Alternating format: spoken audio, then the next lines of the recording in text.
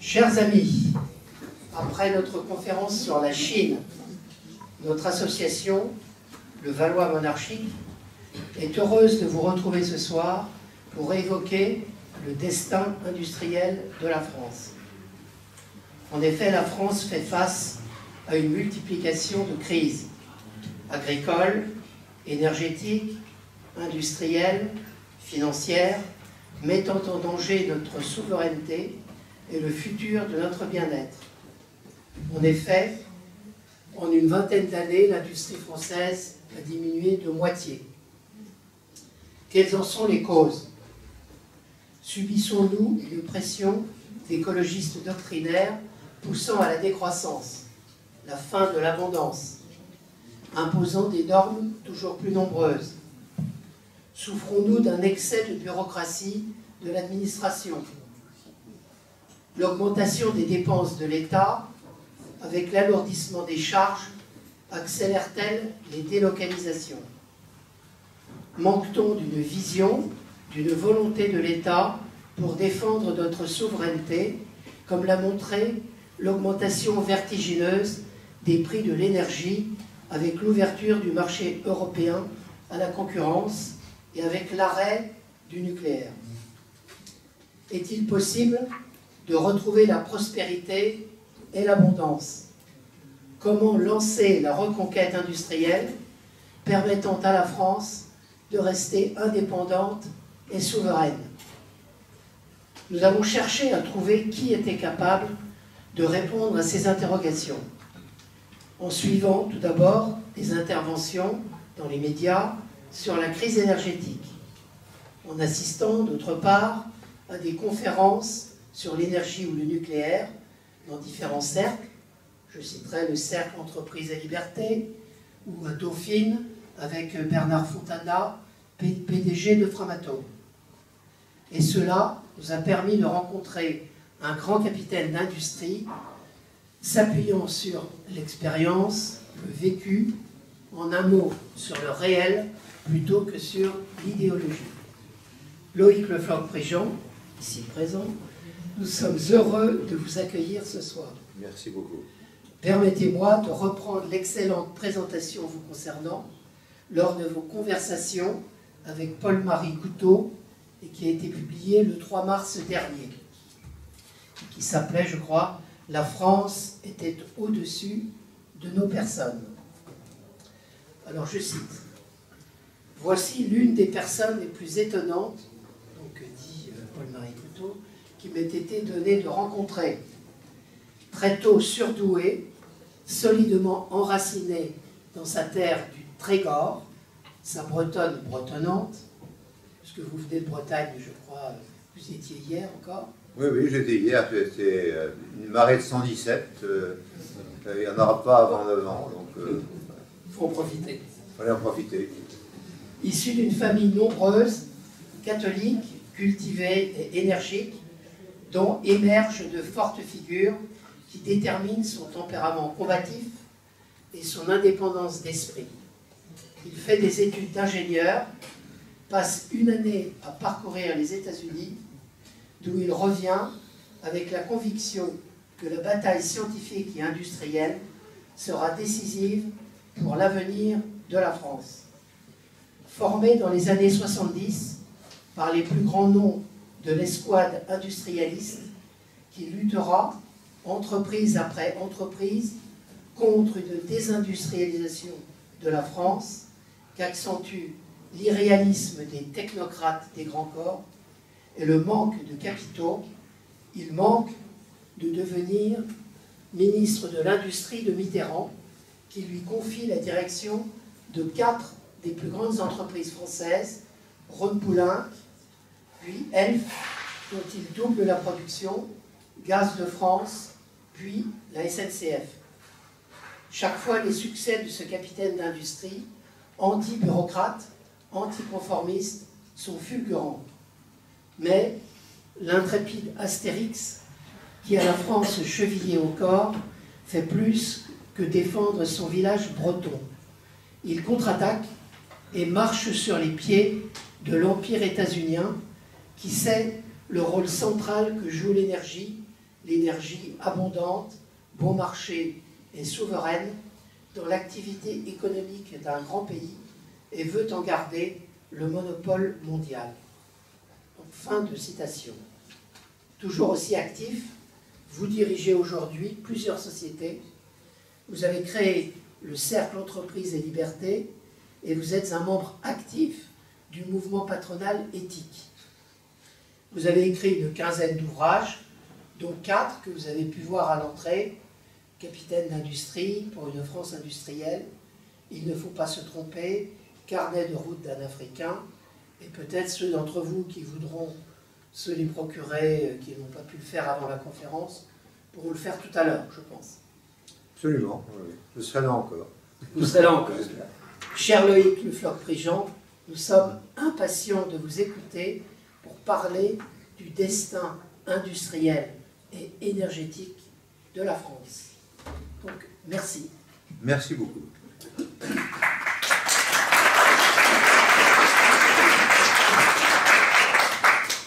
Donc ma vie s'est déroulée essentiellement dans l'industrie, et sans énergie, il n'y a pas d'industrie. Par conséquent, j'ai été à cheval sur l'industrie et l'énergie, et je parle des deux à peu près en même temps. J'aurais pu, mon arrière-grand-père est agriculteur, j'aurais pu également intégrer l'agriculture dans les problèmes que je véhiculais. Simplement, on n'aura pas le fait qu'en étant président de Rhône-Poulenc, je faisais les phytosanitaires qui ont envahi la planète, paraît-il, mais qui ont permis quand même que la faim dans le monde régresse. À part ça, j'ai quand même abandonné beaucoup l'agriculture. J'en fais moi-même, mais à une échelle réduite. Qu'est-ce qui s'est passé dans notre beau pays qui a inventé énormément de choses au cours de l'histoire, qui a fait de l'industrie pendant très longtemps, a développé un monde industriel? Que s'est-il passé pour arriver à ce que nous ayons une industrie qui a diminué de moitié en 20 ans, en nombre d'employés comme en chiffre d'affaires, comme en exportation? Que s'est-il passé pour que nous arrivions à un endettement colossal qui, bien sûr, diminue nos marges de manœuvre? Que s'est-il passé pour que nous ayons une balance commerciale déficitaire, alors que nous étions excédentaires à peu près partout? Et que s'est-il passé pour que nous ayons pris l'habitude, depuis si longtemps, d'avoir un déficit budgétaire qui continue à creuser la dette? Et, ma foi, lorsque les taux d'intérêt sont faibles ou négatifs, on ne peut pas dire que ce soit très grave, du moins du point de vue politique, mais quand les taux augmentent, comme ça a été le cas ces dernières années, eh bien, on prend un chiffre énorme de service de la dette. Qu'est-ce qui s'est passé? Alors, pour moi, l'essentiel de la constitution d'une civilisation et du maintien d'une civilisation, c'est d'avoir une énergie abondante, bon marché et souveraine. Si jamais on n'a pas ça, on ne peut pas développer une civilisation, on ne peut pas rester une civilisation. On est dépendant, on n'est pas souverain, on est cher, par conséquent, on n'est pas compétitif, et on n'est pas abondant, donc c'est la pénurie. Et la pénurie, c'est le mal absolu, parce que c'est le choix entre la vie et la mort. La pénurie, contrairement à ce que pensent certains des politiques actuels qui appellent ça sobriété, c'est le fait de ne pas avoir assez. Eh bien, quand on n'a pas assez, c'est le plus riche et le plus puissant qui prend tout. Il n'y a pas de répartition. La seule manière d'arriver à la sobriété, c'est l'abondance. L'abondance, on dit, voilà, j'ai, par conséquent, je peux répartir, je peux choisir, je peux. Mais si jamais je suis en pénurie, on ne choisit pas, on prend tout quand on est riche ou puissant. Donc, le fait d'avoir une politique énergétique est absolument fondamental pour notre pays. Elle a été basée au départ s'agissant du charbon, puis l'achat du charbon, puis l'électricité à partir de charbon, le gaz à partir du charbon. Et à mesure que les réserves s'effritaient, les grands des années entre-deux-guerres se sont mis à dire il faut le pétrole en attendant le gaz. Et sont partis à la recherche du pétrole. C'est nous qui avons, à l'époque, traité le pétrole roumain entre deux guerres, etc. On a fait beaucoup de choses et on a trouvé du pétrole en Alsace à Pechelbronn. Et après la guerre, la France était dans un triste état et tout était à reconstruire. Et il y a un certain nombre de gens qui ont voulu reconstruire. Alors, je voudrais revenir sur un point capital des technocrates et des bureaucrates actuels qui font des planifications permanentes. La planification française n'a pas été une planification soviétique. Ça a été une planification liée à des gens qui avaient envie de faire des choses et qui essayaient de se coordonner pour les faire correctement pour le bien commun. Donc la planification à la française, les commissariats au plan successifs qui ont rebâti la France avec les industriels, l'ont fait à partir de la base et non pas du sommet. Hein, on a toujours dit on a fait telle chose et c'est parce que le général de Gaulle l'a fait. Oui, le général de Gaulle, à un moment, a dit on va faire du nucléaire parce que les ingénieurs nucléaires sont venus et ils ont dit c'est possible et c'est souhaitable. Hein, vous pensez à la guerre et vous pensez au nucléaire militaire, mais il faut penser au nucléaire civil parce que c'est la chance d'un pays comme le nôtre qui a très peu de ressources pétrolières et très peu de ressources gazières. Et bientôt plus de charbon, et on s'en est aperçu rapidement. Donc attention à bien comprendre comment s'est fabriquée la nouvelle industrie française à la sortie de la guerre, avec des gens qui le voulaient, et dans un des ouvrages que je vends ce soir, qui s'appelle Capitaine d'industrie, j'explore un certain nombre de gens qui ont fait cette industrie à la sortie de la guerre, et dont l'originalité était d'être sans formation préalable. C'est-à-dire qu'il n'y a pas de fabrique à patron. Il n'y a pas une école qui dit, voilà, vous allez rentrer dans cette école, vous allez sortir patron. Ça ne marche pas. La seule chose qui marche, c'est vous avez envie d'être patron et vous devenez patron, et à la mesure que vous êtes patron, vous développez votre entreprise. Et il est assez amusant dans le livre que j'ai écrit, de se rappeler de François Michelin, qui était un des grands patrons de la France, de l'Europe et de la planète, que son père considérait qu'il avait fait une petite école de commerce qu'il fallait qu'il apprenne, et il est parti sous un faux nom dans une filiale de Michelin, en attendant que ils viennent contremaître, qu'ils viennent le directeur de l'usine, et à ce moment-là, le papa s'est dit, bon, finalement, mon fils n'est pas aussi belle, je vais peut-être le prendre avec moi.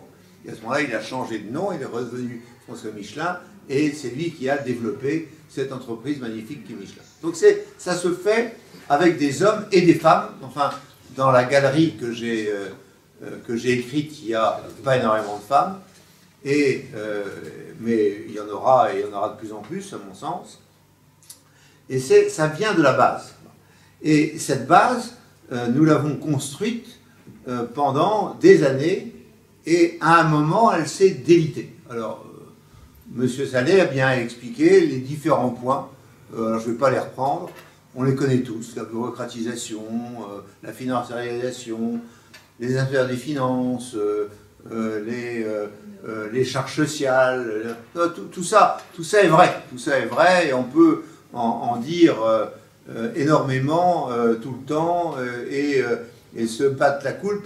Mais il y a suffisamment de gens, d'hommes politiques en particulier, qui font repentance sur tout ce qu'on fait pour qu'il ne soit pas nécessaire que je fasse devant tout repentance. Il n'y a pas de repentance à avoir. Il y a à considérer une situation telle qu'elle est aujourd'hui et à savoir si on peut la transformer ou pas. C'est ça le sujet, et c'est le sujet que je vais traiter ce soir. Alors, ce sujet, je le vis tous les jours, parce que, après avoir dirigé les grandes entreprises dont notre ami a parlé, mes anciens de Rhône-Poulenc, la première société que j'ai dirigée en 1982, mes anciens de Rhône-Poulenc avaient fabriqué un réseau de PMI et géraient ce réseau de PMI et m'ont demandé de venir après mes derniers ennuis africains et moyen-orientaux et qui contraignaient votre serviteur à rester en France parce que la famille ne veut plus que je voyage. Alors bon, on va dire, bon, maintenant, tu as failli crever au Togo, tu ne vas pas repartir, donc tu restes là.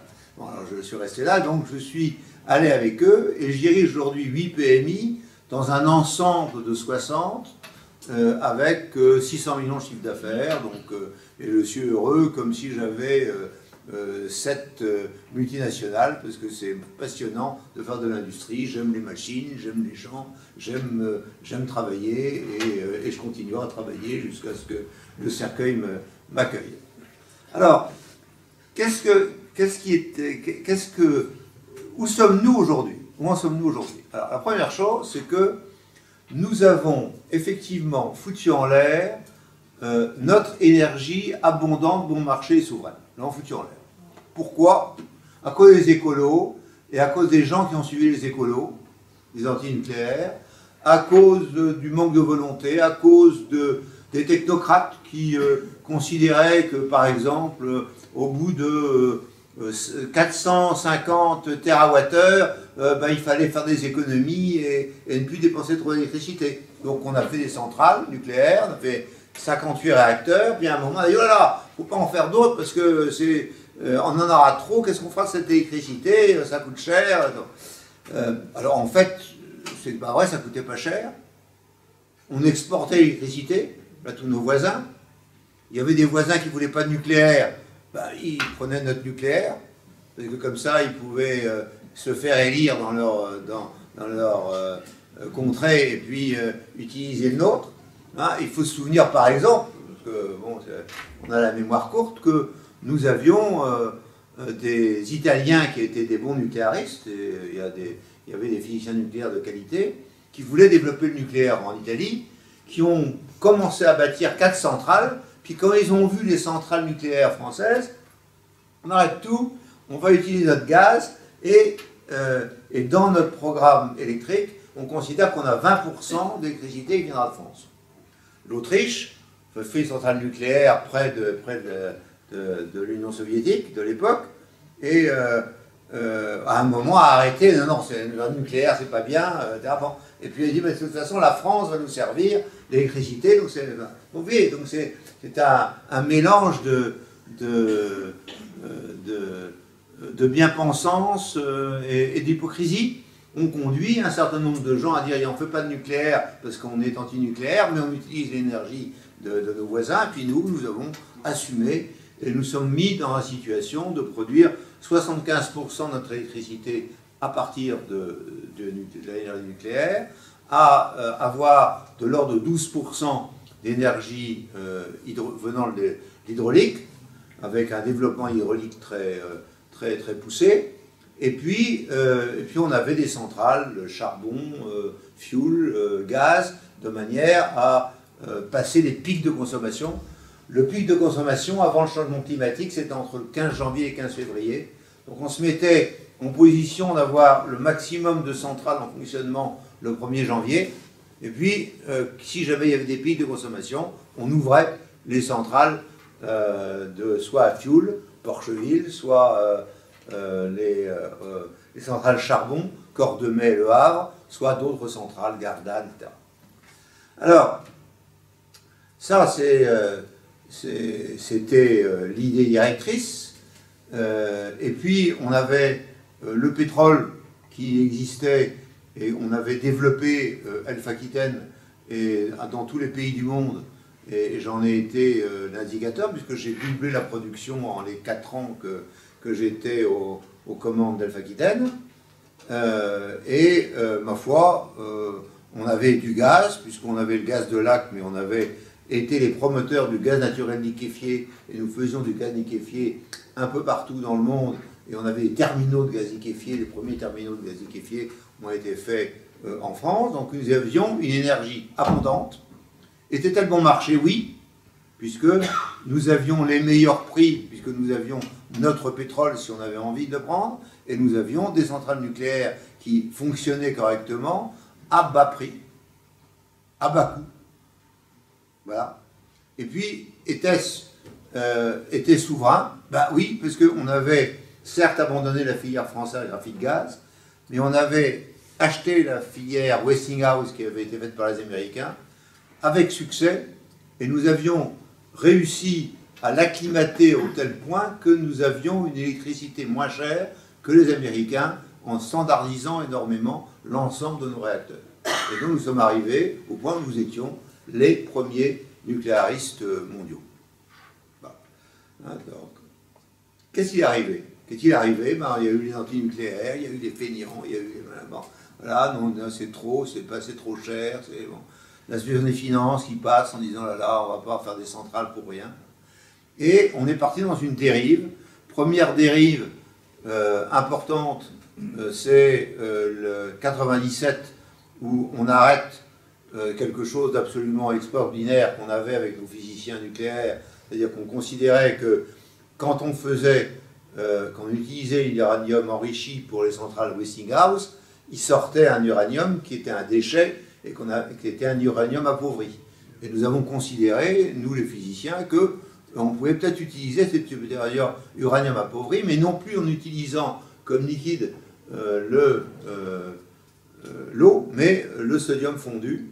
Et donc nous sommes mis à dire, ben, comme ça on n'aura plus de déchets. Voilà.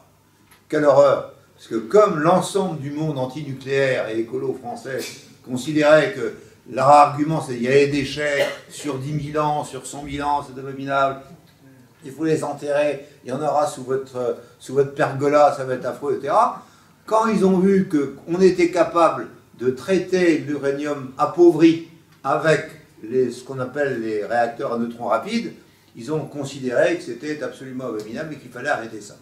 Et lorsque, en 97, la gauche plurielle est arrivée avec Jospin, mais avec Madame Voynet, la première décision prise le 16 juillet 1997 par le nouveau Premier ministre de cohabitation, ça a été de dire « et nous arrêtons cette abomination de superphénix qui va nous contraindre, et ne marche pas, a tous les défauts, et là, on va arrêter ça ». Donc première décision.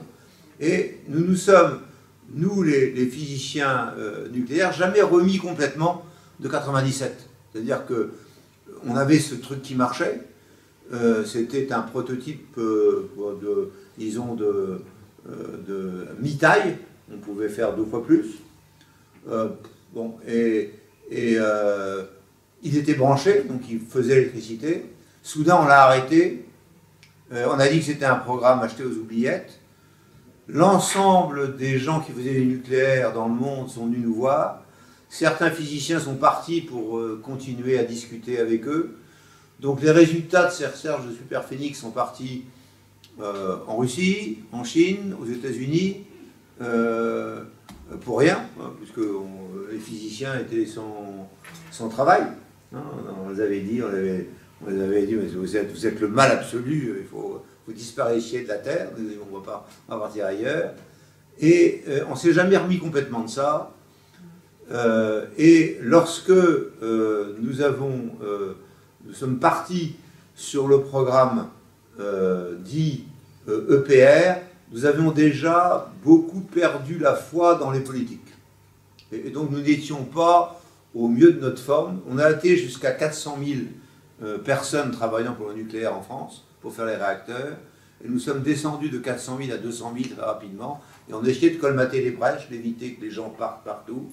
Mais c'était très, très difficile. Et surtout, à l'époque, lorsque les jeunes allaient à l'école, on leur disait surtout, vous ne faites pas de nucléaire, c'est fini. Par contre, les éoliennes et le solaire, c'est l'avenir. Et ils partaient sur les éoliennes et le solaire. Donc, à 12 ans, on rêve des éoliennes comme les gens qui regardent les publicités à la télévision. Ils regardent, ils voient la voiture électrique, c'est l'avenir. Très bien, la voiture électrique, c'est l'avenir. Voilà. Là, il y a un enfant qui est là. au fond d'un fauteuil, bien sûr attaché, fauteuil, il est là, et il traverse des champs merveilleux où des éoliennes, bien sûr sans bruit, tournent, et donc on fait l'analogie, là, tout va bien, tout va bien, vous avez l'éolienne, vous avez la voiture électrique, et vous serez heureux. Donc on voit bien quelle était l'ambiance générale, et il a fallu, de 97 à 2022, c'est-à-dire pendant 24 ans, un certain nombre de gens qui ont continué à dire non, le nucléaire c'est l'avenir, le nucléaire c'est l'avenir. Alors il y a eu bien sûr le problème de l'EPR à Flamanville. Quel était le problème? Le problème c'est que c'était pas notre réacteur, puisque notre réacteur c'était N4+, c'était un réacteur politique conçu entre la France et l'Allemagne, entre EDF, l'exploitant, et Siemens, le soi-disant l'énergéticien. Les Allemands n'en voulaient plus parce qu'il y avait un peu de verre dans la coalition gouvernementale. Par conséquent, c'est un truc qui a été brinque-ballé. Et on a pris sur la tête le fait que les Allemands sont partis assez vite. Et alors il fallait comment savoir, est-ce qu'on reste avec les Allemands?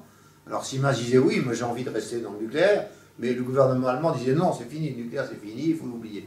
Donc les Allemands étaient à la fois partants et non partants. Donc, et soudain on a eu Fukushima, et Fukushima a été transformé en drame nucléaire, alors qu'il n'y a pas eu un mort nucléaire. Et à ce moment-là, on a changé les règles, et alors que nous avions fait le béton, il a fallu changer les règles et faire l'ingénierie alors qu'on avait déjà fait le béton. Alors là, les gens qui, autour de la table, ont fait un peu de technique, savent que lorsqu'on a, quand on a fait le bâti et qu'il faut changer complètement ce qu'il y a dedans, ben c'est pas facile. C'est pas facile. Et donc on s'est pris les pieds dans le tapis, d'autant que les ingénieurs nucléaires, les MON, étaient partis, en Russie, en Chine ou ailleurs, que on faisait les centrales nucléaires, les mêmes en Chine, on les a fait en 7 ans, pour un peu pour le prix, et qu'on n'avait pas envie de se fader l'ensemble du monde politique français et pour faire des cagades. Donc les gens qui étaient là étaient du second choix. Donc ils n'ont pas bien pris les affaires. Alors on essaie d'expliquer comment ça s'est fait ou ça s'est pas fait. La raison, c'est que faire une centrale nucléaire, ça nécessite un patron. Ça nécessite un patron, ça nécessite un patron qui résiste aux politiques, qui résiste à tout, et qui, bon, comme Boiteux l'a fait en disant voilà ce que je vais faire, et qu'il a nommé Michel Hugues patron du nucléaire industriel français. Il n'y avait pas de patron du nucléaire vraiment, tout le monde s'arrachait en voulant faire à peu près tout et n'importe quoi. Donc tout ça a été mal ficelé, et il a fallu attendre 24 ans après la fermeture de Fessenheim, qui était la centrale la plus extraordinaire de France, parce qu'on avait refait complètement, comme les écolos nous avaient emmerdés en parlant du sismique à Fessenheim, des risques sismiques, on l'avait refait complètement pour qu'ils ne puissent pas nous emmerder. Pof, il a fallu fermer celle-là. C'était la meilleure. Ensuite, l'année suivante, ou l'année d'avant, on a fermé Astrid. Qu'est-ce que c'était Astrid? C'était le truc qu'on avait fait du temps de Sarkozy pour essayer de ne pas se faire voir trop en refaisant du neutron rapide. On avait lancé un programme, et là, le programme Astrid, il fallait refaire un proto. C'était pas des sommes extraordinaires, mais elle devait passer au-dessus de la ligne de flottaison au budget. Jusque-là, on avait caché le programme sans que ce soit vu. Il y avait un programme Astrid, on ne savait pas ce que c'était, puis on trouvait des millions ici ou là, et on arrivait à nourrir les physiciens nucléaires. Quand il a fallu le montrer, à ce moment-là, les inspecteurs des finances ont été voir Macron en disant il faut arrêter ça, ça coûte des millions, et ça ne sert à rien, pof. Et on a arrêté Astrid en 2019. Donc 2019 arrêté Astrid, 2020 arrêté Fessenheim. On avait le moral dans les chaussettes. Cependant, on a continué à dire que malheureusement pour vous, l'éolien et le solaire, c'est pas la solution. L'éolien, c'est à la fois intermittent et c'est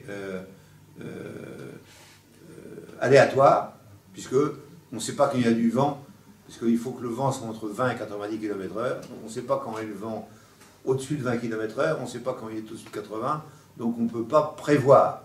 Le soleil, on sait quand il y a soleil et quand il n'y a pas soleil avec la météo, quand elle est exacte. Mais sur le vent, impossible, parce que c'est aléatoire.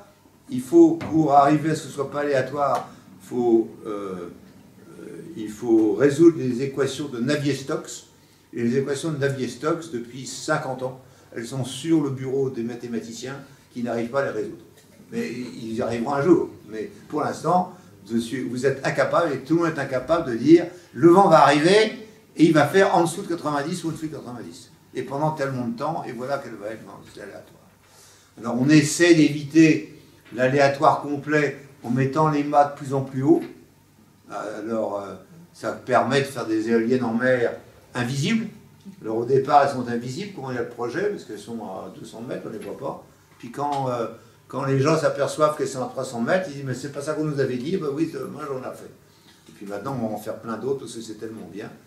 Il faut savoir que sur l'année 2023, la production éolienne a été de 2 à 3% de la consommation globale française, et il n'y a pas un électron des éoliennes qui est allé en France. Tout a été vendu à l'étranger, parce qu'on n'avait pas besoin au moment où ça produisait. Donc on avait un trop-plein, donc tout a été vendu. Donc ce qu'on vous raconte sur le fait que les éoliennes, c'est vachement bien de savoir, non, c'est pas vrai, ça ne nous sert à rien. On n'a absolument pas besoin des éoliennes en France, et on n'en aura pas besoin. Et ce n'est pas complémentaire du nucléaire. Ce qui est complémentaire du nucléaire, c'est l'hydraulique. Et s'il n'y a pas assez d'hydraulique, ben c'est le gaz. Et l'éolien, de toute façon, la complémentarité, c'est le gaz. On l'a vu avec la guerre en Ukraine, lorsqu'il y a eu le problème de la guerre en Ukraine, les Allemands ont dit qu'il n'y a plus de gaz, il n'y a plus de gaz, donc il n'y a plus d'éolien. Voilà, parce que quand il n'y a plus d'éolien, il n'y a plus d'électricité, donc c'est pas la peine d'en faire avec l'éolien, puisqu'il n'y a pas de gaz. Voilà. Il a fallu chercher du gaz partout, ce que les Allemands ont fait, en ouvrant énormément de centrales à charbon, de façon à pouvoir être en situation de pouvoir pallier aux insuffisances Donc voilà, donc on a massacré notre nucléaire, on a finalement massacré notre hydraulique aussi, parce que les saumons ne remontent pas les rivières suffisamment, et donc les écolos ont massacré aussi l'hydraulique. Il fallait le vendre, il fallait l'abandonner. L'hydraulique, c'est pas bien, ça détruit la planète, pour le climat, c'est pas bon. Voilà.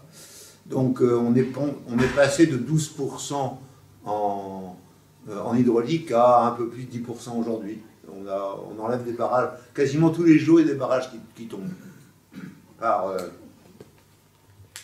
souci climatique. Et donc on est voilà. Donc on n'est plus abondant, on n'est plus bon marché. Pourquoi? Parce que l'éolien ça coûte très cher et qu'il faut refaire tous les réseaux à cause de l'intermittence et de l'aléatoire. Donc on a augmenté énormément. Donc on est à disons que vous avez sur votre note d'électricité, vous avez le prix de l'éolien, ça s'appelle TCPE, et puis vous avez sur votre note d'essence, vous avez aussi de l'éolien, parce que comme il n'y avait plus assez d'argent dans le TCPE, il a fallu prendre un bout de la redevance pétrolière pour nourrir les éoliennes. Et ceci pour, je dirais, 2 à 3% de la consommation globale, ce qui n'est pas votre consommation, qui est la consommation des autres pays qui demandent l'électricité à cette époque. Donc on n'est plus bon marché, non plus. Et puis on n'est plus souverain, puisque finalement, puisqu'on vous dit qu'on fait des éoliennes et du solaire, il faut savoir qu'il n'y a rien fabriqué en France, que tout ça c'est des matériaux qui sont essentiellement développés par les Chinois, et qu'on est dépendant des Chinois complètement, sur tous les panneaux solaires et sur toutes les éoliennes. Sauf des boîtes qui sont en faillite, qui sont les Siemens Gamesa et Vestas au Danemark et en Allemagne, mais nous on ne fait rien. Donc nous souverains, non. Donc, sur l'énergie, voilà ce qui s'est passé. C'est un drame. Et c'est un drame parce que le point de compétitivité que nous avions dans l'industrie, c'était essentiellement l'énergie. Et nous payions, autrefois, la moitié de nos concurrents en énergie électrique. C'est intéressant. Et en énergie pétrolière, on était pas mal aussi, puisque les Allemands, les Suisses, etc., n'ont pas de grandes compagnies pétrolières, uniquement les Britanniques et nous. Et nous avions donc Elf et Total. Alors l'industrie a suivi à peu près le même péril, c'est-à-dire que la bureaucratie a fait en sorte qu'on n'ait plus envie de faire beaucoup d'énergie en France, de l'industrie en France, parce que c'était cher, et encouragé par les écolos qui nous disaient qu'une industrie par ailleurs, c'est bien. Alors j'ai donné quelques exemples, mais ces exemples, c'est la pharmacie. Donc quand j'étais patron de la pharmacie, je faisais 20% des principes d'actifs en France, et quand je me suis réveillé en rentrant en France, il y avait 80% des principes d'actifs qui étaient faits en Inde et en Chine. Pourquoi? Parce que les écolos faisaient en sorte que ce soit impossible de faire de la chimie en France. Et donc il fallait déménager. Et si jamais on faisait de la chimie en France, il fallait payer 4 fois les investissements que l'on payait en Inde et en Chine. Et par ailleurs, les sexes sociales n'avaient pas envie d'augmenter le prix des médicaments. Donc ça, c'était de l'argent qu'on perdait. Donc tous mes collègues et mes successeurs ont déménagé. Bon, mais c'est vrai de partout. Puis on s'est mis, les écolos, on s'est mis aussi à dire, bah, attention, on va faire l'électricité, parce que l'électricité, c'est propre. Ah, très bien, parfait. Donc on a foutu en l'air notre industrie automobile, de façon irrémédiable, française sûrement. C'est-à-dire que nous étions les rois de la thermique. On avait essayé de sauver l'industrie française en disant on va faire de l'hybride. Hybride, c'est pas bien non plus, il faut être complètement électrique. Très bien, parfait. Donc on va être complètement électrique. Donc du coup, les Chinois sont les rois de l'électrique.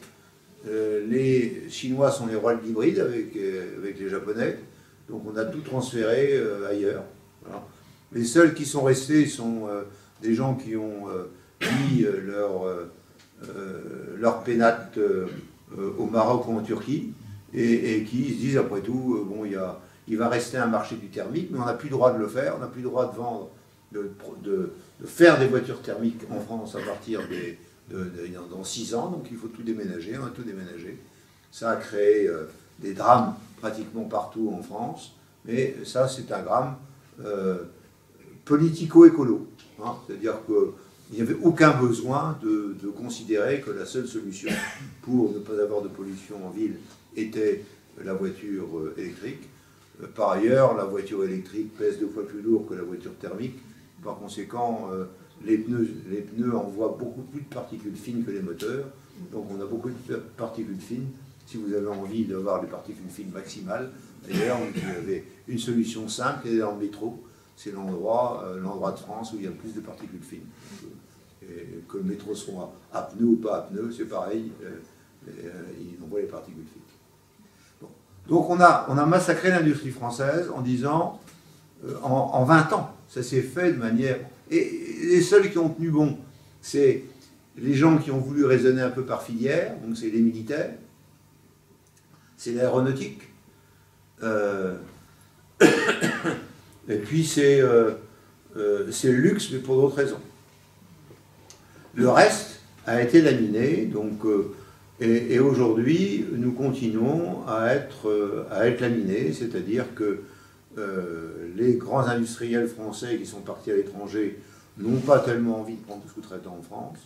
Nous avons encore des centaines de milliers de PME en France qui sont en train de s'effacer lentement, donc la désindustrialisation est toujours en marche, ne croyez pas ce qui vous est dit. Le nombre de faillites de cette année 2023 a été maximal sur la décennie et sur la double décennie, la triple décennie. Nous avons le maximum de faillites dues à des stupidités, c'est-à-dire au fait qu'on a enlevé le prix de l'énergie qui nous rendait un peu compétitifs et on nous a offert un prix de l'énergie européen qui a conduit à l'année 2022 pour les industries, pas les particuliers, à avoir un prix de l'énergie qui est passé du simple au sextuple ou au septuple. C'est-à-dire on a multiplié par 6 ou 7. Seuls les gens qui ont pu remettre ce prix sur leurs clients ont pu être sauvés. Ceux qui n'ont pas pu, eh bien, ont crevé la bouche ouverte. Et c'est la raison pour laquelle aujourd'hui, moi, chef d'entreprise, recueillant les doléances des gens qui ont envie de partir parce qu'ils sont trop vieux, je reçois des jeunes de 60 ans qui disent ben, « je ne peux pas rester ». Donc, bon, très bien. Alors, j'en recevais une dizaine par an, j'en reçois 100 par mois. Donc, je sais que le feu est là. Alors, on vous sert maintenant les réformes sociétales. Donc, la presse est pleine de réformes sociétales. Ce sera l'avortement, puis ensuite autre chose, l'euthanasie, et puis on va terminer sur le consentement pour viol, etc. Bon, on va passer le temps de la réforme sociétale, et pendant ce temps-là, l'industrie crève et continue à crever. Et qu'est-ce qu'on fait? Eh bien, on prend exactement la méthode soviétique pour faire de l'industrie, c'est-à-dire qu'on dit on va investir des grosses sommes dans un gros bidule, et comme ça, on va recréer l'industrie. C'est des usines de batteries, puisque maintenant qu'on dit on va faire des voitures électriques, il faut des batteries, on s'est aperçu 10 ans après qu'il fallait faire des batteries, qu'on n'avait pas de batteries. Alors on fait des usines, on prend un Sud-Coréen, il vient à Dunkerque, on va te faire l'électricité au prix coûtant. Ah bon, c'est pas mal, ça, c'est pas mal. On va, moi c'est pas le cas, hein. Moi je paie 4-5 fois plus, hein. Donc moi je suis pas coréen. Et donc on va te raser gratis, c'est bien parce on va donner 30 à 40% de ton investissement. Et comme ça tu vas t'installer à Dunkerque. Très bien. Alors il dit oui, je m'installe à Dunkerque. Très bien. Parce que les ouvriers, moi je ne sais pas si les ouvriers, ça crée 2000 emplois, très bien. Est-ce qu'il y a des gens compétents en lithium, en cobalt, Ah ben je ne sais pas. Alors, en fait, on est très compétents en lithium, parce que c'est nous qui avons mis le lithium en tête de pont dans les années où j'étais à la délégation de la recherche. Et le Collège de France, vous verrez que la partie électrochimie, depuis 20 ans, est alimentée en coopérants chinois qui viennent apprendre le lithium en France au Collège de France. Ça fait 20 ans que ça dure. Et donc on a les meilleurs experts du lithium chinois formés en France au Collège de France. C'est très bien. On est très bien. Et donc, alors est-ce qu'on a les ouvriers pour être dans les usines de batteries de lithium? Ah ça, je ne sais pas. Bon, on va peut-être prendre des Coréens ou des Chinois, comme on les a formés. On va peut-être revenir. Ça va être bien. Ça va faire de l'emploi. Ça va créer de l'emploi. On crée de l'emploi. Bon, tout ça est ridicule et c'est le plan à la française, c'est-à-dire à la soviétique. Donc on est retourné en régime soviétique. Et je mets de l'argent sur quelque chose et comme c'est moi qui suis plus intelligent, j'ai raison. C'est comme ça que les soviétiques ont fait en Algérie quand on a quitté l'Algérie. Ils ont dit voilà, on va faire de l'acier en Algérie. Vous avez du gaz, on va faire de l'acier, et on fait de l'acier. Puis il n'y a pas d'acier qui sort. Mais il y a des aciéries. Il y a déjà quelque chose. Alors on recommence le même truc. Le soviétique, ça marche. Alors, il y a un mec qui sait tout, donc il sait qu'il faut faire des usines de batterie. Donc il va inaugurer des usines de batterie, il fait des usines de batterie.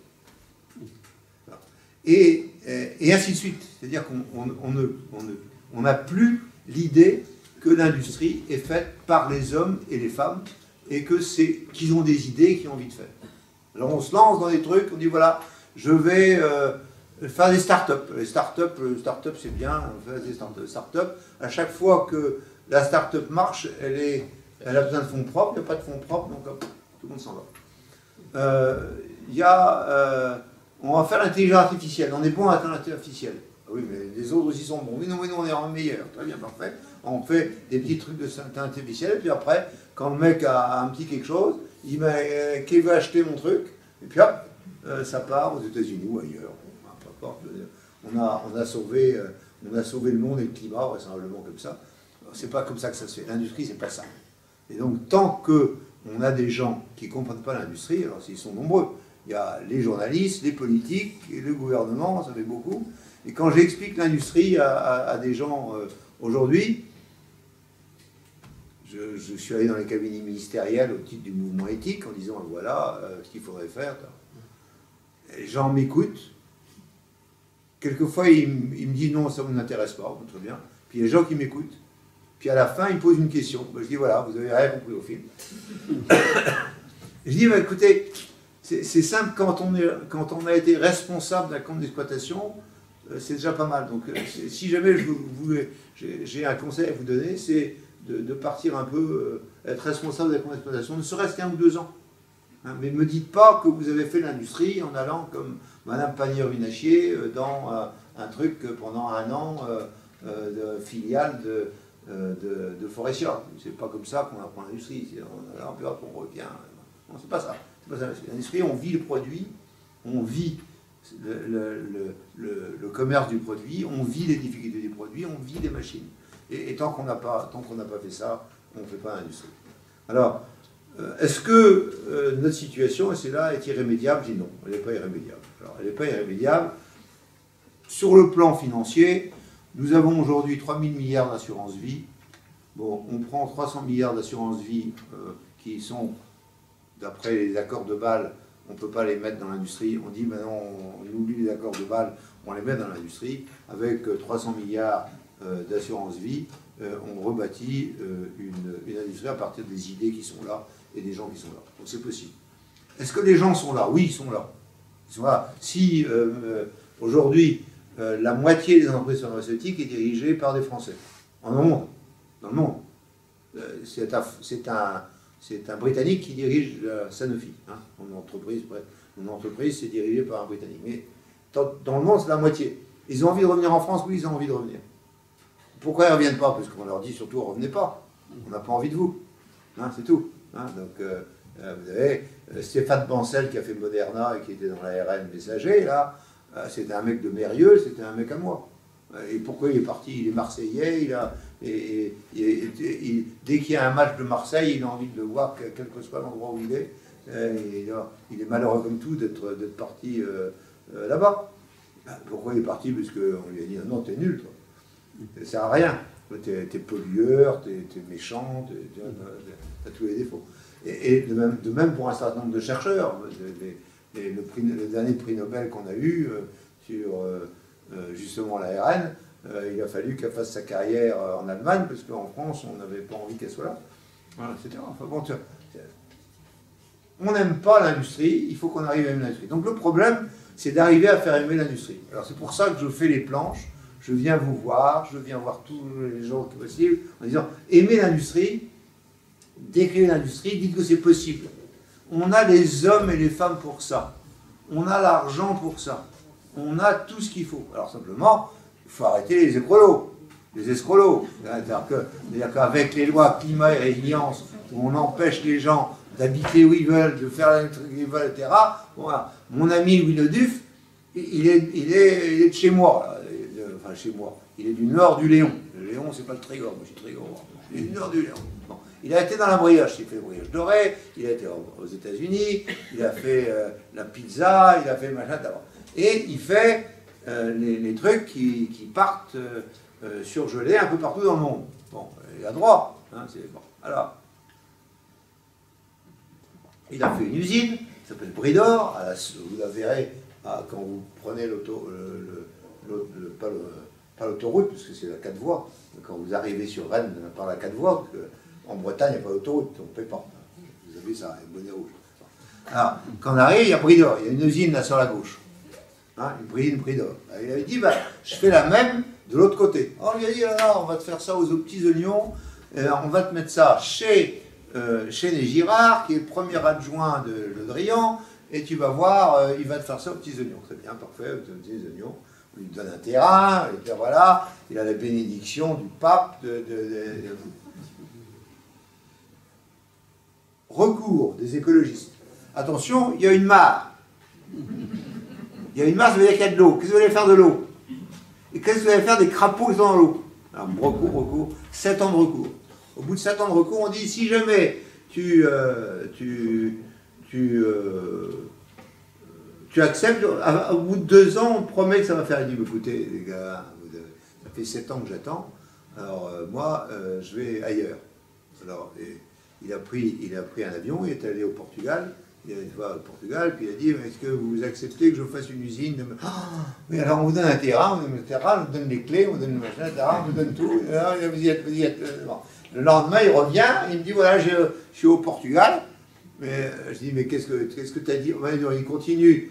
Je suis allé voir l'Élysée, qui m'ont dit que ça allait marcher. Dans 2 ans, mais je commence au Portugal, c'est pas la peine, ils n'y arriveront pas. Mais 2 ans après, effectivement, ils ne sont pas arrivés.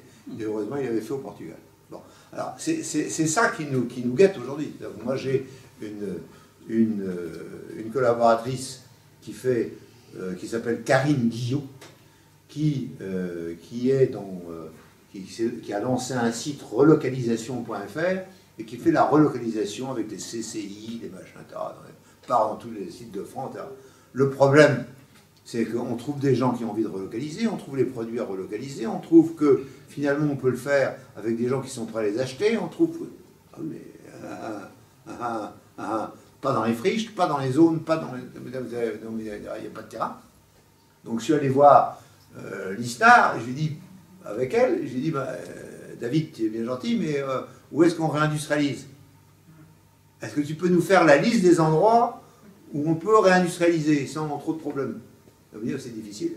Pourquoi? Il y a les lois climat et résilience, c'est compliqué. Qu'est-ce que tu as fait? Là, il dit, j'ai lutté. Oui, tu as lutté, mais enfin bon, tu es président de l'Association des maires de France, où est-ce qu'on en est? Quels sont les endroits où on peut aller? Il faut essayer de tendre, il faut essayer de trouver des solutions pour trouver... c'est un... Oui, alors ce terrain-là peut-être, mais alors, vous le viabilisez... il faut mieux aller au Portugal ou en Suisse. Ou en Suisse. C'est-à-dire que moi, j'ai une usine à quelques pas de la Suisse. Alors, je me fais piquer les types que je forme. Parce que quand je leur donne de l'argent, j'ai payé de l'argent par ailleurs. Mes collègues en face, ils paient le même argent que moi. Avec les charges diverses et variées, ok. Mais mes types, quand ils franchissent la frontière, ils reçoivent 1000 balles de plus. 1000 balles de plus par mois, ça se discute. Donc, donc j'ai formé les mecs qui partent. Après, est-ce que vous pouvez aller en Suisse? C'est compliqué d'aller en Suisse. Non. Il y a des terrains. Allez, n'importe où. On vous accueille volontiers. Non, il n'y a pas de problème. L'industrie suisse fonctionne bien. Donc, ils ont bien conscience qu'il faut faire de l'industrie. Voilà. Est-ce qu'il y a des escrolos? Les escrolos, on fait des référendums, et puis on leur dit que c'est pas eux qui commandent, et puis c'est tout. On fait des petits référendums, tranquille. Là, non, par comté, par duché, par machin. C'est sympa. Et partout pareil. Donc là, aujourd'hui, effectivement, nous sommes dans de beaux draps, parce que nous avons tout ce qu'il faut, mais il faut pousser un peu plus loin. Alors, pousser un peu plus loin, pour moi, c'est relativement simple. C'est relativement simple. C'est, je suis d'accord qu'il faut aller piquer l'assurance vie, et 2, il faut se taper les escrocs, d'une manière ou d'une autre. Alors, il y a une manière de faire qui est de lutter contre le pacte vert ou Green Deal. Le pacte vert ou Green Deal, c'est effectivement le truc qui a été inventé par Madame Van den Den pour se faire réélire. C'est une horreur pour l'agriculture. C'est pour ça que les agriculteurs sont partout en train de se Green Deal, le pacte vert. Pacte vert. Pour l'énergie, ils nous ont emmerdés sur le nucléaire. C'est pour eux, c'est à cause d'eux que parce qu'on n'a pas fait assez d'éoliennes, on donne de l'argent alors qu'on n'a pas besoin d'éoliennes. Voilà. Et pour l'industrie, c'est catastrophique. Parce qu'on nous dit, non, il ne faut pas aller là, il ne faut pas aller là. Et comme les Français ont envie d'être les meilleurs des Européens, à partir du moment où il y a une directive de Mme Van den Den et l'Europe, on fait mieux qu'eux, et donc c'est bien pire. Que moi, je préfère effectivement aller en Allemagne et en Italie, c'est plus cool que de rester en France avec la même directive, parce qu'on l'a transposée. Monsieur Béchu, on lui a dit sur les plastiques que voilà ce qu'il faut faire, il y a une directive, Il dit non, mais on va la transposer en mieux, parce que nous on fait mieux. Il dit mais non, parce que la directive, c'est fini. Une fois qu'on a fait la directive, on a accepté la directive. Moi, j'ai pas accepté. Mais t'as pas accepté peut-être, mais t'as accepté. Macron, ton patron, a signé. Ah non, non, je veux faire mieux. Je veux faire mieux. Donc, si jamais tu fais sur les plastiques mieux que la directive, moi j'ai intérêt à partir en dehors de France. Voilà, c'est tout. C'est aussi con que ça. Puisque je ne peux pas faire la compétition avec mes collègues européens. Alors nous sommes le troisième fabricant de plastique européen. Eh ben, on risque de plus faire de plastique. La région d'Oyonnax, où j'ai une usine, moi je ne fais pas de plastique là, heureusement. Je fais des moules. Alors c'est encore pire. Mais plastique. Mais les gens sont désespérés, puisque de l'autre côté de la frontière, on peut faire du plastique et pas chez eux, parce que il y a une super directive de super Christophe Béchu qui empêche de faire du plastique ci et ça et ça et ça. En fin de compte, l'histoire du plastique, c'est pas un problème de fabriquer le plastique. L'idée dans laquelle ils sont partis, les escrolos et les ministres, c'est moins on fait de plastique, moins les gens en achètent. Et ils en achètent d'ailleurs. C'est complètement con.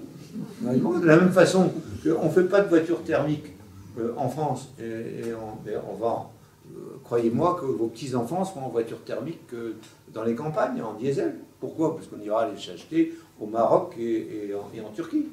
Et puis, elles seront d'occasion, parce qu'on aura droit aux voitures d'occasion pendant 150 ans. On aura des voitures d'occasion pendant 150 ans. Vous voulez que je dise, la nature a horreur du vide, qu'est-ce que c'est cette histoire? C'est des histoires de fous. Donc, tout est possible. Et je dis qu'aujourd'hui, j'ai deux orientations à vous donner. La première, c'est l'assurance vie. Il faut absolument arriver à ce que dans l'assurance vie, et c'est le livre que j'ai écrit pour une France industrielle, c'est il faut des fonds propres pour l'industrie. On ne va pas aller chercher les Saoudiens sans arrêt, les Qataris, les Émiratis, les machins, etc. On a des fonds propres, on a 3 000 milliards d'assurance vie.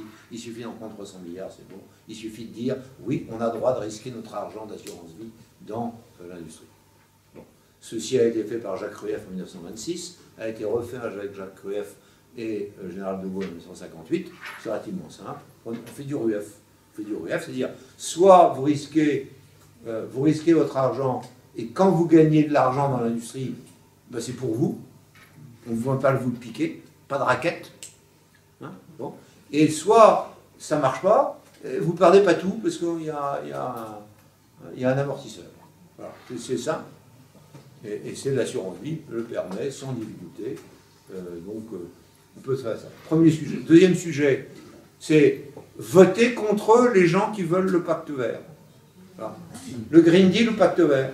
Les gens qui veulent le Green Deal ou pacte vert, ce sont de dangereux criminels. Ils veulent tuer l'industrie, l'agriculture et l'énergie. Bon, bah, il faut arrêter. Il faut arrêter les conneries. Mais c'est dans nos mains, hein, c'est relativement simple. Le pacte vert, c'est le mal absolu. Ou alors on dit, on fait un pacte vert, mais c'est plus un pacte vert de Madame Van Landen, c'est un nouveau pacte vert qui est intelligent et tal. Les politiques ont ça, de possibilités évidentes. C'est qu'ils peuvent vous dire, je fais la même chose, je fais le contraire. Il y en a un qui est notre chef, qui fait assez bien ça, il ne fait plus de nucléaire, mais il arrive quand même à tuer le nucléaire. Donc c'est pas mal. Donc on doit pouvoir y arriver. Bon, voilà un peu ce que je disais. Donc c'est possible de faire de l'industrie en France. J'ai confiance, je continue de l'industriel, je continue à faire de l'industrie en France avec des machines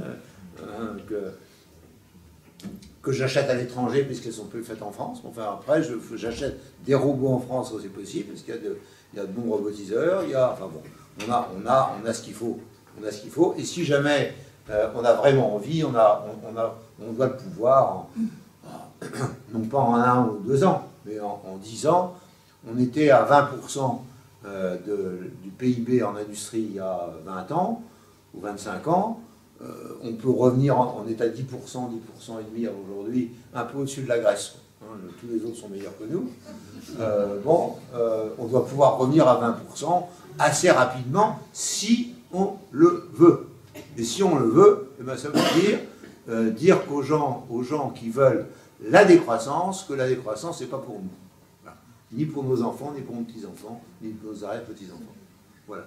Voilà ce que je voulais vous dire. Je ne sais pas quelle heure il est, je ne sais pas si vous en avez marre de l'écouter.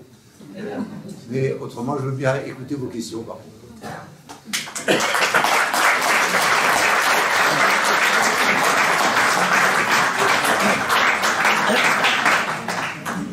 Bon, merci Loïc Lefoc-Prichon pour votre analyse de bon sens et puis pour l'optimisme, en fait. Tout est possible, tout est possible. Donc, on passe aux questions. Donc, qui veut poser la première question? Donc, Loïc va passer avec le micro. Et Loïc avec un C. Loïc avec un C. Loïc avec un C. Moi, je suis avec K. On va nous dire pourquoi, d'ailleurs. Bonsoir. Alors, vous parliez notamment des escrolos et de la nécessité de ne pas voter pour ceux qui veulent le pacte vert.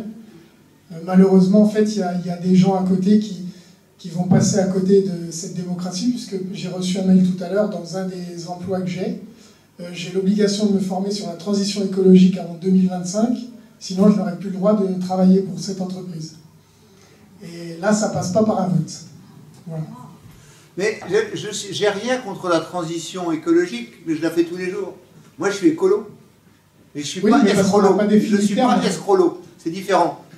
C'est-à-dire que lorsqu'on dit que l'écologie, c'est les voitures électriques, on ment. Quand on dit l'écologie, c'est des éoliennes, on ment. C'est-à-dire que les mensonges techniques et scientifiques sont évidents. C'est-à-dire que je suis effectivement pour qu'on défende la défense de l'environnement, qu'on essaie d'améliorer les rendements de façon à enlever la pollution, de diminuer le bruit. Enfin, expliquez-moi comment une éolienne enlève le bruit. Vous avez été près d'une éolienne, en quoi est-ce que ça diminue le bruit de faire des éoliennes? Donc c'est faux. Donc je suis contre l'escrologie. Mais je suis pour la transition écologique, oui. Donc répondez ça aux gens. Oui, bien sûr, je vais me former à la transition écologique, mais pas à la transition escrologique. Justement, le problème est là, notamment sur les défraiements des déplacements. Si vous n'avez pas une voiture électrique, bientôt, c'est ce qu'ils nous disent, dans le travail dont je vous parle, on ne sera plus indemnisé. Ça veut dire qu'il faudra payer pour se déplacer si on ne justifie pas de ne pas avoir soit une voiture électrique, soit l'obligation de prendre les transports en commun. Voilà, c'était juste pour vous dire que l'escrologie est plus puissante que ce qu'on peut penser. L'escrologie est légèrement gouvernementale. Alors, si vous voulez savoir quels sont mes ennemis mortels, ce sont les directions régionales de l'environnement qui s'appellent les DREAL. Alors, les DREAL, je les combats jour et nuit. Voilà. Parce qu'ils ont des tableaux Excel, justement, des abats, voilà. Si vous faites ça, vous êtes bien. Si vous faites ça, vous êtes mal. Ce qui est complètement idiot. Ce n'est pas ça l'écologie. Voilà. Et donc il faut revenir aux sources de l'écologie, aux sources de la science et de la technique réelle. Mais on va y arriver. Hein. C'est-à-dire que sur le nucléaire, vous vous rendez compte, ça fait 25 ans que je me bats et on arrive à ce que maintenant, on dit ben, finalement le nucléaire c'est pas si mal. Et on est en train de relancer le nucléaire dans la plupart des pays du monde et on va réussir à faire les réacteurs à neutrons rapides. Malheureusement, on va les acheter parce qu'on ne les aura pas fait nous, alors que c'était nous les pionniers il y a 25 ans. Donc c'est clair qu'on a déconné, mais bon, collectivement. Enfin, on va y arriver. Donc là, de toute façon, l'histoire des véhicules électriques, c'est stupide. C'est stupide, c'est-à-dire que lorsque vous êtes dans le... Est-ce que vous avez vu les Tesla arrêtés à New York le jour de neige, hein? Bon. Alors, bien évidemment, bah oui, les voitures avec des piles au lithium, ben, c'est pas terrible quand il fait froid. Et que vous n'allez pas demander au mec qui, en Savoie qui va dans les alpages, vous n'allez pas lui demander de prendre une voiture électrique parce qu'il descendra en patinette. Voilà, donc, tout ça va arriver, la science va arriver à descendre les idéologues et l'idéologie, monsieur. Hein, on va y arriver. Mais il faut la volonté, il faut combattre pieds et poings liés, mais il faut combattre tous les jours. Hein. Et surtout, faire en sorte que les enfants comprennent bien la différence entre faire de l'écologie et ne prendre qu'une douche tous les 5 ans. Hein. Moi, j'avais une question pour rester sur le thème des voitures électriques et la transition sur les énergies. C'est la société Imerys qui, en 2022, a lancé un projet pour 2028 avec une extraction de 35 000 tonnes par an de lithium dans les carrière en Auvergne-Rhône-Alpes, c'est du côté de Échassières, dans l'Allier. Et ce projet, il est à destination de produire 700 000 voitures électriques par an. Du coup, est-ce que dans un but de réindustrialiser la France, vous trouvez que ce projet il est pertinent, malgré sa destination finale qui est, elle, pour une transition des véhicules électriques? Ça ne me dérange absolument pas qu'il y ait des voitures électriques dans les villes. Au contraire, ça ne me dérange pas. Ça ne me dérange pas qu'il y ait des voitures thermiques dans les villes, pas plus, et que si vous réduire la consommation, etc. Je pense qu'il y a cohabitation obligatoire, et il va y avoir cohabitation dans l'ensemble du pays du monde. Tesla a de beaux jours devant lui. Bon. Mais quand on fait un choix, comme celui des véhicules électriques, on fait un choix de filière. Et on regarde quel est le produit de base, et là en l'occurrence le lithium. Nous avons du lithium en France, il aurait fallu commencer par rouvrir les mines, c'est ça qu'il fallait faire. Ensuite, comment traiter le lithium? Alors c'est un produit extrêmement ennuyeux puisqu'il explose à l'air et à l'eau dès qu'il est en concentration. Donc c'est pas évident de le traiter. Hein, alors nous on a fait des piles au lithium, grâce à ça on a des smartphones, mais on sait bien que c'est un produit compliqué à faire. Donc est-ce qu'on a les usines et est-ce qu'on a la capacité de traiter le lithium? Deuxième question. Troisième question, est-ce que nous avons fait des progrès en électrochimie suffisants, industriels? La réponse est non. Donc faisons les progrès et essayons de voir ce qui est capable de le faire. Donc il fallait, en disant j'ai envie qu'il y ait plus de voitures électriques en France, ou j'ai envie qu'il y ait des voitures électriques en France, il aurait fallu commencer par le commencement, c'est-à-dire quelle était la filière industrielle qui y arrivait. Et ne pas détruire la filière industrielle thermique, qui elle peut arriver à des résultats équivalents. C'est-à-dire qu'on peut, et c'est le programme qu'on avait lancé en 1973, au moment du choc pétrolier, on avait, avec André Giraud, le ministre de l'Industrie de l'époque, on avait dit, on va essayer de voir ce qu'on peut faire avec 1 litre au 100. De manière à 1 litre au 100 conduit à avoir une pollution très faible. Et disons que si vous faites 1 à 2 litres au 100 dans une ville, par rapport à une voiture électrique où vous avez le double du poids et des pneus qui vous envoient des particules fines partout, ça se discute du point de vue scientifique. Voilà. Et donc, je pense que la cohabitation est possible, mais je ne veux pas empêcher les gens d'avoir des voitures électriques, je veux empêcher les gens de n'avoir que ça. Empêcher le pauvre monsieur qui m'a parlé tout à l'heure, de dire si je n'ai pas de véhicule électrique, je suis foutu. Non, ce n'est pas possible d'arriver à ça parce que la science ne vous conduit pas à ça. L'idée que la science vous conduit à ça. Mais quand on fait un choix, il faut faire un choix de filière. Hein, et ce choix de filière n'a pas été fait, et soudain on vous parachute des Sud-Coréens qui vous font une usine de batterie, tout ça est stupide. Il fallait faire l'ensemble. Alors derrière la batterie, il y a le moteur électrique. Alors de la même façon, nous n'avons pas travaillé suffisamment là-dessus. Alors nous avons à l'heure actuelle un travail qui a été fait par Renault sur la Zoé avec des moteurs électriques qui sont faits pour partie, qui sont faits à Besançon, près de mon usine, et c'est un travail qui a été fait sans que l'État ou que quiconque le regarde. Et ça a été fait par un industriel qui est là-bas et qui avait envie de faire ça, et qui a mis tout son fric, et qui a fait une usine absolument extraordinaire. Vous croyez, vous êtes dans une usine de moteurs électriques et vous avez l'impression d'être dans une usine d'anticancéreux. L'hygrométrie est faite, le machin, c'est extraordinaire. Hein, les gens sont tout en blanc, manipulent les choses comme si c'était des produits dangereux. C'est extraordinaire. Bon, mais voilà. Mais ce sont des gens qui font. Et l'État, ou celui qui décide, ou le politique, ne fait rien. Il dit, voilà, je veux des voitures électriques. Puis il n'a pas de voiture électrique. À la sortie, là, tout le monde s'en va. Donc nous avions 400 000 emplois automobiles en France.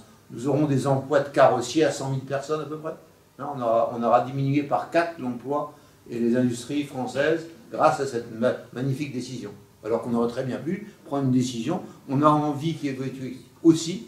On va faire des bornes électriques aussi. On va faire du lithium aussi, etc. C'est ça que j'ai en tête et que je voudrais faire comprendre aux imbéciles qui nous gouvernent. Excusez-moi. Oui, monsieur. On parle beaucoup aujourd'hui d'une énergie qu'on ne connaît pas bien.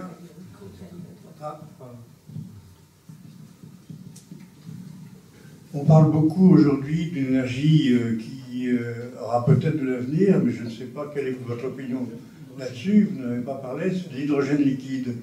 La société Air Liquide est en train de construire une très grande usine au Canada en utilisant l'énergie gigantesque qui provient des chutes hydroélectriques.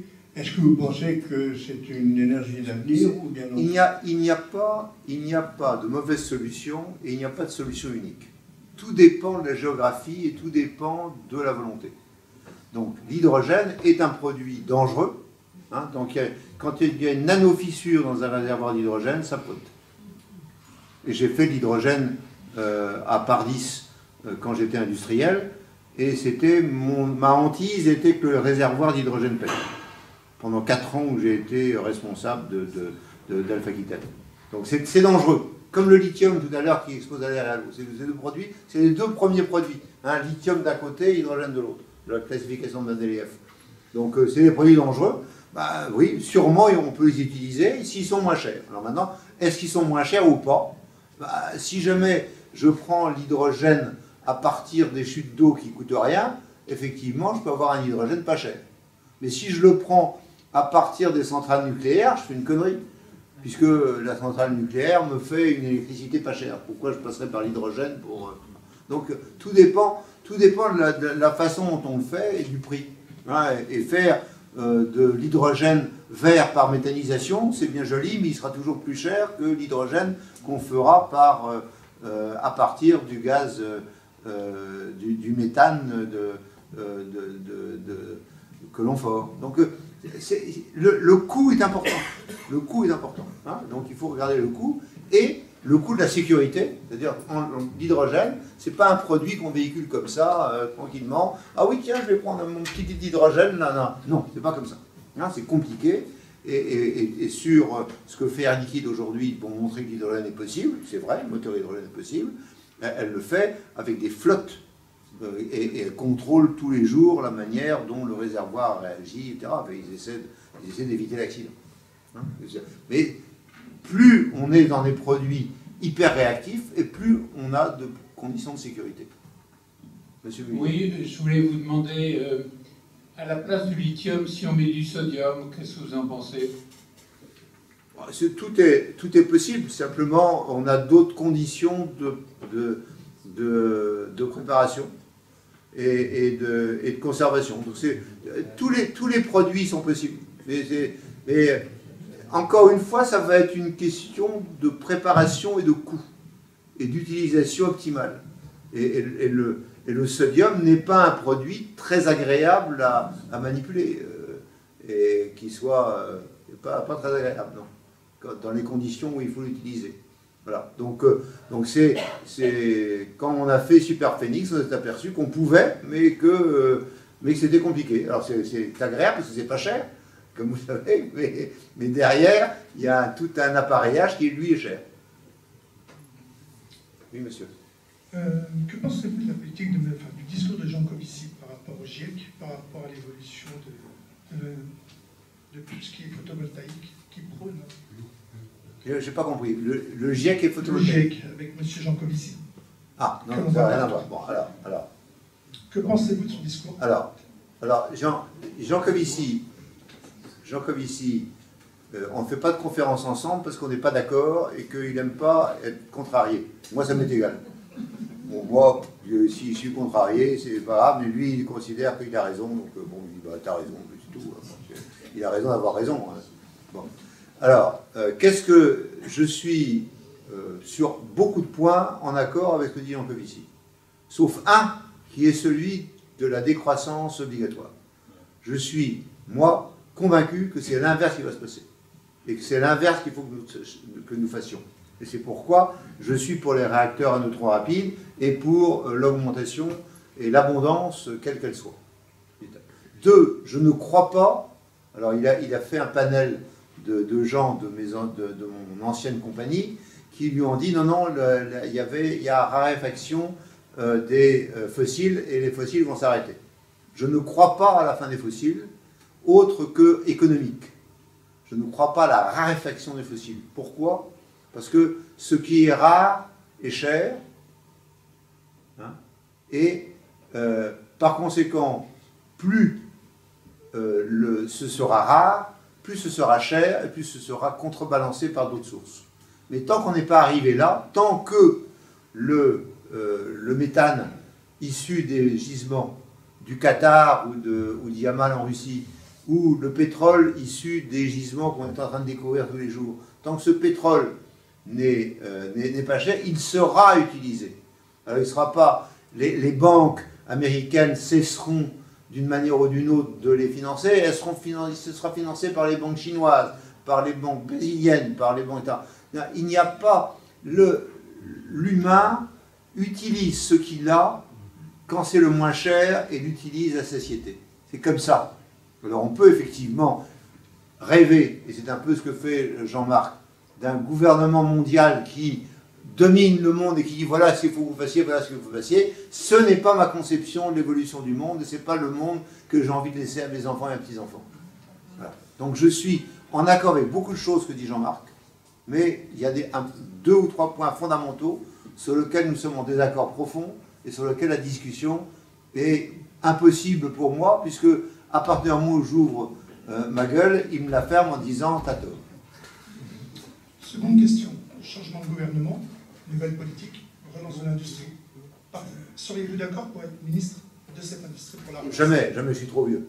Non, par contre, j'ai des jeunes que j'ai formés et qui sont prêts à l'être. Donc j'ai aucun problème pour trouver demain 1 ou 2 ministres de l'industrie de 40-45 balais qui sait de quoi il parle, qui a vécu avec moi et qui peut relancer la machine. Et selon vous, le Frexit est-il nécessaire? Que le Frexit? Non. Non, ce qu'il faut. Quitter l'Europe serait nécessaire? Non. C'est-à-dire que on a pris des habitudes, alors on va garder nos habitudes. Vous avez vu que les Anglais, ça ne leur a pas forcément servi de faire le Brexit. Non, c'est pas ça le sujet. Le sujet, c'est est-ce que les peuples sont d'accord avec la politique européenne que l'on fait ou qu'on va faire? Les peuples ne sont pas d'accord avec la politique. Par conséquent, ça ne marche pas. Parce que les peuples, ça existe. Bon.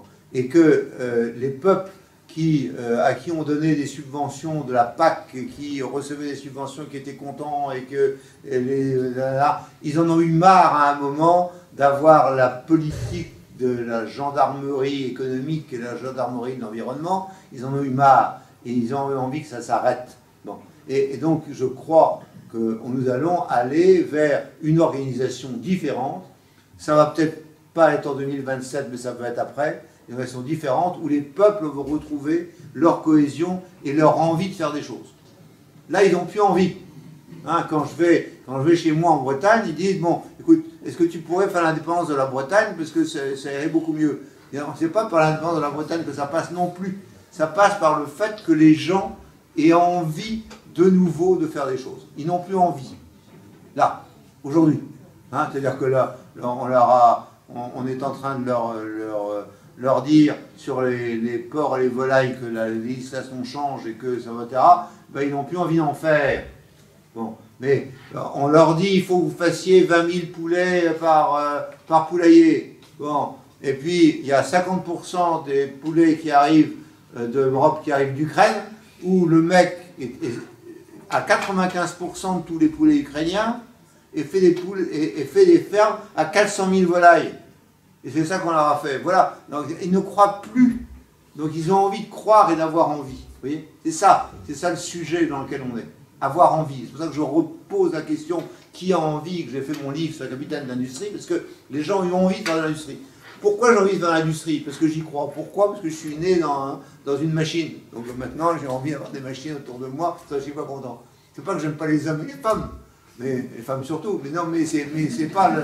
Mais il se trouve que j'ai besoin de cette vie autour des machines qui grippent, qui vont pas, qui sont maintenues, ça. Voilà. Mais il y en a des tas comme moi. Quelle est votre solution pour redynamiser le système? Pour redynamiser. Pour redynamiser les systèmes, je vous ai dit, assurance vie et enlever le pacte vert. Si jamais on ne fait pas ça, on ne peut pas redynamiser le système. On n'a plus envie. On n'a plus envie. Voilà, c'est tout. C'est aussi simple que ça. Et on attendra le temps qu'il faut, parce que les gens les gens vont attendre, puis à un moment, ça va repartir à partir de ça, à partir de fonds propres générés par l'épargne que nous avons, qui aura envie de s'investir dans des choses nouvelles, et elle aura envie de s'investir parce qu'on lui garantira que si elle gagne de l'argent, on ne va pas lui prendre. C'est important de ne pas être racketté, et si jamais on dit aux escrolos, arrêtez votre char, laissez-nous vivre un peu, puis l'environnement, on y croit. Moi, je vais à la pêche à pied et je suis très bon à la pêche à pied. C'est de l'écologie, je sais quoi faire, je sais conserver les animaux, les petits, je ne les prends pas, les grands, je les mange, etc. C'est ça la vie. Il faut revenir à la vie réelle et arrêter d'avoir des technocrates bureaucratisés ou des bureaucrates technocratisés qui essaient de nous diriger avec des tableaux Excel et des calculs sommaires et non scientifiques.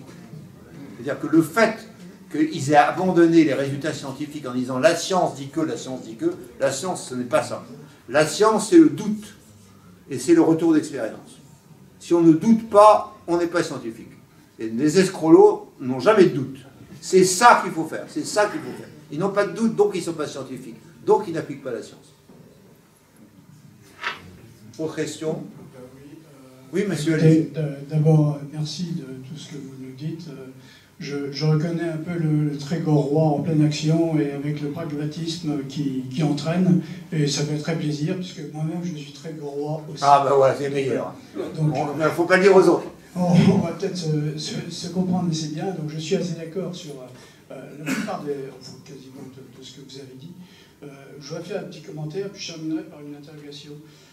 D'abord, je vais mettre de côté tout le rôle étatique, parce que je pense qu'il y a des flux et des reflux. Quand on va dans un excès, souvent il y a un coup de balai de l'autre côté après, donc ça nous dépasse, donc ça, j'en parlerai pas.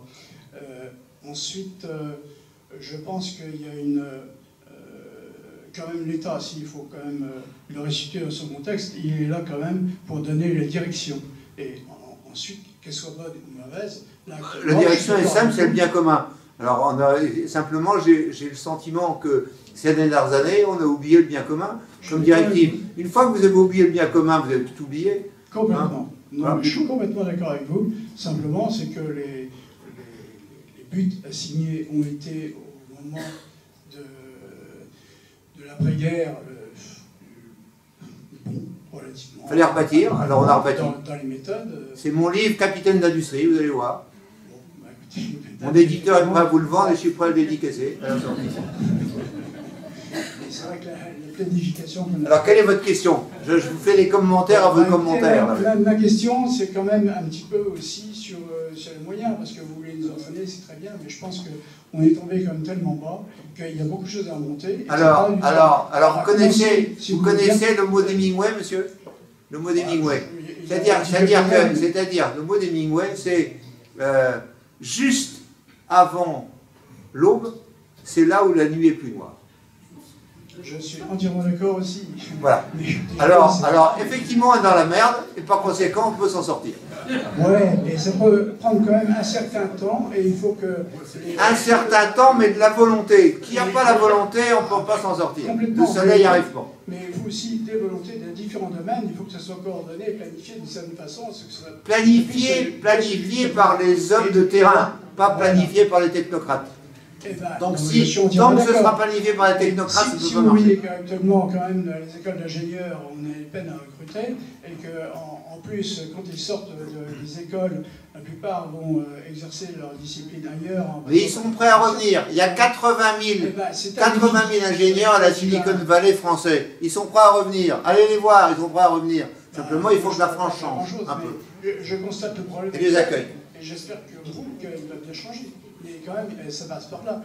Et ensuite, je voudrais insister sur la pérennité de la formation en certains domaines, parce qu'avant l'industrie, pour qu'on sache fabriquer, il faut aussi savoir comment fabriquer. Là, c'est le domaine de la recherche. Et le domaine de la recherche, ça suppose des formations parfois extrêmement pointues, très longues, qui supposent une pérennité dans les compétences qu'on a à former au fur et à mesure d'une vie de carrière. Donc tout ça, ça me paraît actuellement vachement difficile à reprendre. Alors bon, ça c'est un point. Que ce soit difficile, certainement. Que ce soit impossible, non, monsieur. Voilà. Je suis d'accord. Non. Non, et si vous êtes pas, si vous dites la vase de moi, vous n'êtes pas Trégorois, vous êtes du Léon. Je reste Trégorois. Et je terminerai là. Non, mais parce que là, si vous voulez, le domaine quand même des compétences, il me paraît essentiel.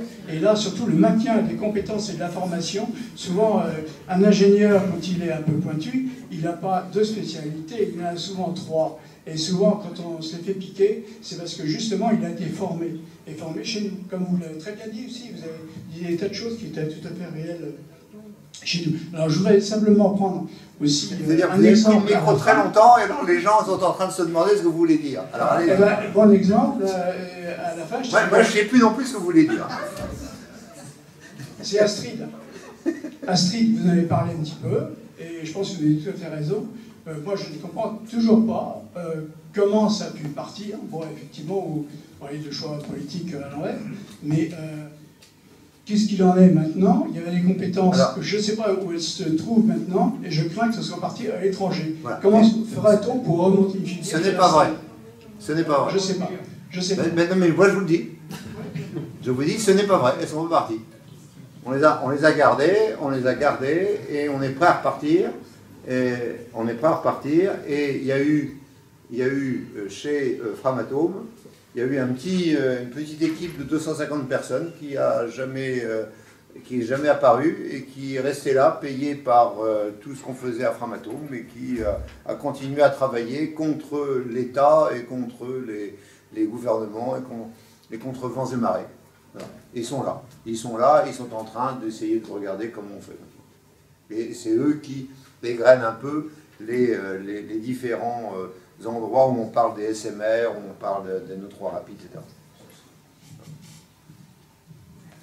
Oui. Dernière question peut-être, non? Dernière question. Oui, alors rassurez-vous, ce sera plus court.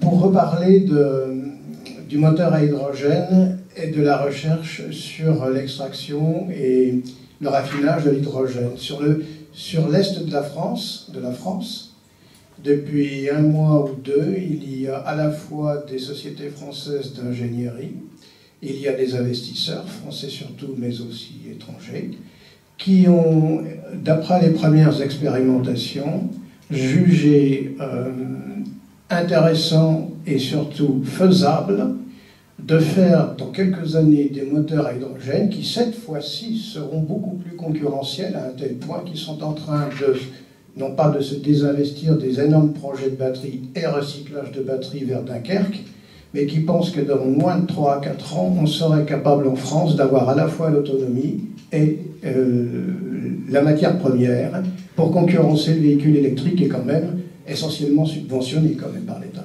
J'ai passé la première partie de ma vie dans les laboratoires, monsieur. Je sais ce que c'est que la science. J'ai travaillé aux États-Unis dans les laboratoires américains. Je suis revenu à la direction générale, à la direction de la recherche scientifique et technique. J'ai travaillé 12 ans. Et je suis le seul scientifique d'origine français qui soit devenu chef d'entreprise pendant aussi longtemps. Contrairement à beaucoup d'endroits où des scientifiques deviennent chefs d'entreprise, moi je suis le seul. Alors attention au délai. Attention aux espoirs et aux délais. C'est-à-dire qu'il y a la science, il y a la technique et il y a l'industrie. Alors la science te dit, voilà, tu peux faire ça dans telle et telle condition. Alors c'est par exemple la fusion aujourd'hui, voilà. Et le scientifique a tendance à considérer qu'une fois qu'il a mis au point son truc, enfin le reste c'est de la tendance. Alors moi, je suis un scientifique qui a tout fait. Derrière, j'ai fait de la technique et j'ai essayé de voir comment d'un bidule qui était techniquement possible, je pouvais faire quelque chose qui était reproductible avec sécurité. Dans une situation où les coûts, a priori, n'étaient pas trop importants. Alors ça, c'est la partie technique, c'est l'ingénieur de recherche, de laboratoire, industriel, etc. Il regarde ça. Il regarde ça. Et ça prend du temps de savoir, parce qu'on va dans le détail. On n'est plus à oui, mais ça c'est possible parce que scientifiquement ça c'est possible. Ça c'est rien. Ça c'est rien. Non, mais ça c'est rien à faire. Il n'y a rien à faire. Il faut arriver dans le détail à voir si on est capable de faire dans des bonnes conditions le matériel qui va servir. Et puis, à la fin, il y a l'industriel que je suis aujourd'hui qui dit maintenant, je vais faire ça avec tant de personnes, à tel coût, voilà quelle série il faut que je fasse, et voilà ce que, avec ma part bénéficiaire, je peux donner aux... Tout ça, c'est des délais. Nous n'en sommes pas là pour l'hydrogène. On sait faire des moteurs à hydrogène. On sait faire. Simplement, il faut que Monsieur Tout-le-Monde soit capable d'utiliser ces véhicules. Il y avait autrefois, pendant la guerre, des gazogènes. Ça pétait de temps en temps quand même. On ne supporte plus maintenant. On ne supporte plus que ça pète. Un accident, c'est le drame. J'ai sur l'autoroute du Soleil, une voiture à hydrogène a explosé. Fini. On n'achète plus la voiture à hydrogène. On a caché soigneusement l'accident de la recharge des voitures électriques à Place Vendôme, là en face du Ritz. On a caché soigneusement, de manière à ce que le véhicule électrique ne soit pas mort et enterré. Bon, les voitures, quand les bus électriques de la RATP flambent, on demande tout le monde de sortir, et on dit un bus électrique qui a flambé. On ne dit rien. On cache. Omerta.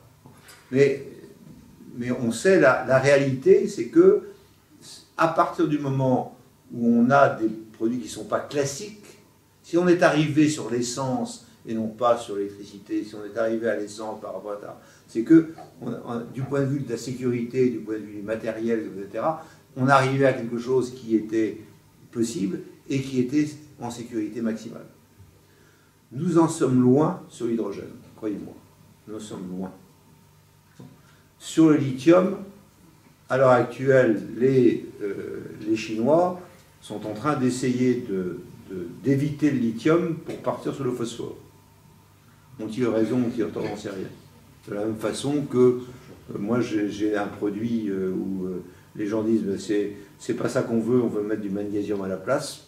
Je leur dis essayez le magnésium, c'est effectivement plus léger, c'est plus agréable, c'est plus joli, etc. Bon, très bien. Le magnésium, ça pète. Donc, faites attention à ne pas prendre les désirs des scientifiques pour des réalités. Derrière, il y a les pauvres ingénieurs comme moi, et puis il y a les pauvres industriels comme moi. Et nous, on essaie d'avoir les produits à la fin qui valent quelques centimes et que vous absorbez avec beaucoup de facilité. Mais ce n'est pas si simple. Donc, alors, maintenant, sur le gisement, tout le monde trouve de l'hydrogène en sous-sol. Effectivement, nous, pétroliers, de temps en temps, on passait sur l'hydrogène et on disait basta.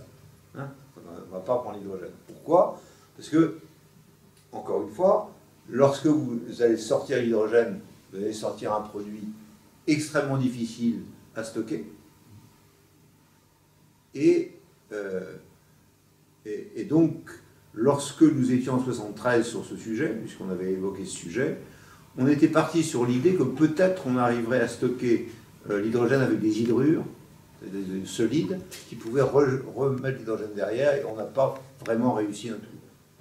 Ça a duré de 1973 à 2000, quoi, hein. On a passé 30 ans à essayer de voir si ça pouvait arriver.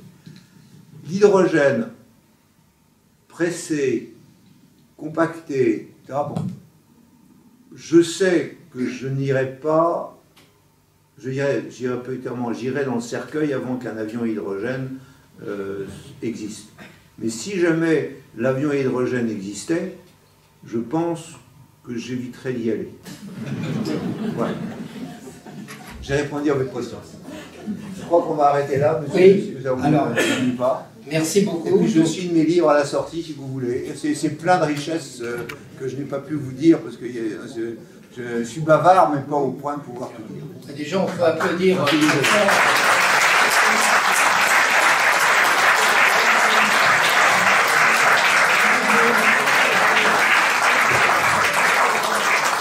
Merci beaucoup et vive Chantilly. Voilà. Merci.